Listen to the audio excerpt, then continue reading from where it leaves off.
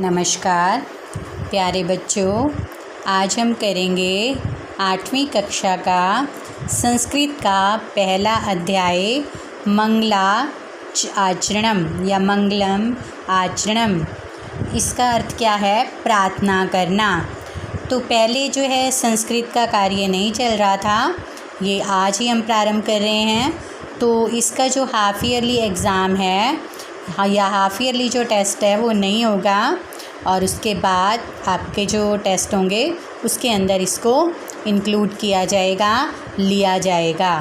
तो मंगल आचरणम इसका अर्थ है प्रार्थना, प्रेयर जिसको हम कहते हैं। शिक्षण बिंदु इसमें दिया हुआ है कि मंगल आचरणेन सर्वाणि कार्याणि निग्रहवन्त्या सिद्ध्यन्ति, यानी कि इसका अर्थ क्या है कि प्रार्थना करने से सभी कार्य जो हैं वो निर्विघ्न यानी कि बिना किसी बाधा के सिद्ध हो जाते हैं, पूरे हो जाते हैं। प्रार्थना करने से सभी कार्य जो हैं वो सिद्ध हो जाते हैं, पूर्ण हो जाते हैं। किसकी प्रार्थना करने से? प्रभु की प्रार्थना करने से, परमात्मा की प्रार्थना करने से। ये जो है आपके प्रथम अध्याय के अंदर बताया गया है। ईशा वास्यम इदं सर्वं यन्तिक च जगत्या जगत तेन तैक्तेन भुज्जिथा मागृथ कस्या शिववधजनम। इसमें क्या कहा गया है? ईशा वास्यामिदम। इसमें सबसे पहले यहाँ पर जो है शब्द वो इदम, इसके अंदर दा के ऊपर मैं है तो इसको लिया गया है, और ई जो है मैं के ऊपर जो ई लगी हुई है उसको लिया गया है। तो इदम सबसे पहले लिया गया है। इदम सर्वम यत, ये कहा गया है इसके अंदर। किंच यहाँ पर है, और जगत्याम जगत, यानी कि इसके अंदर क्या कहा गया है कि ईश्वर की सत्ता विद्यमान है।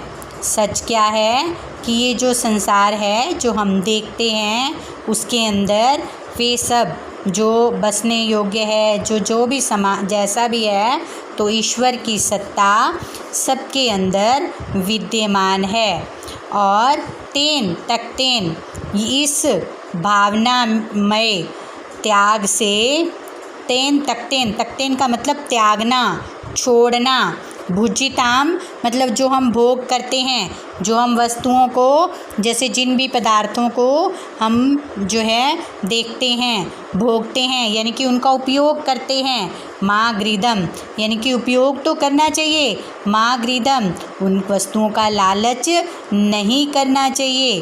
कस्य सिद्ध वचनम, और अगर हम विचार करके देखें तो यह धन जो है वो किसका है, यानी कि चाहे कैसे भी पदार्थ हैं वो सभी ईश्वर के हैं। यानी कि इसमें क्या कहा गया है कि ईश्वर की सत्ता जो है वो विद्यमान है इस जगत के अंदर। ये जो संसार है चाहे कैसा भी है, जगत्याम जगते, इस जगत के अंदर ईशा का मतलब है ईश्वर की।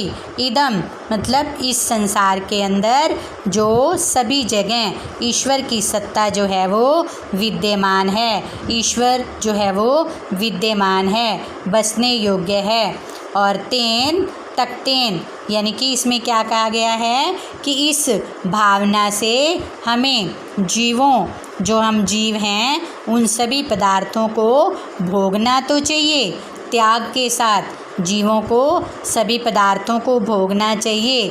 माँ गृदम, परंतु लालच नहीं करना चाहिए। कस्यम सिद्धम वचनम, और यही जो है क्या है, सच है। और ये धन जो है वो किसका है, यानी कि ये धन, ये जो कुछ भी है संसार के अंदर, ये सारे पदार्थ परमात्मा के हैं, ईश्वर के हैं। आज प्रारंभ में आपको एक ही श्लोक करा रही हूँ, फिर हम इकट्ठे कर लेंगे 2 या 3 श्लोक। आप इसकी अलग से एक कॉपी बना लेना जिसके अंदर आपको संस्कृत का काम करना है।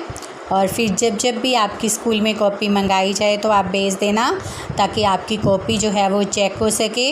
और जो संस्कृत का काम जैसे जैसे आपको थोड़ा थोड़ा कराया जाए वैसे वैसे ही आप साथ साथ अपनी कॉपी में लिखते जाएं, चाहे आप इसका सरलार्थ है, चाहे आप इस जैसे प्रसंग है, जैसे हम हिंदी के अंदर लिखते हैं वैसे ही संस्कृत के अंदर भी लिखा जाता है।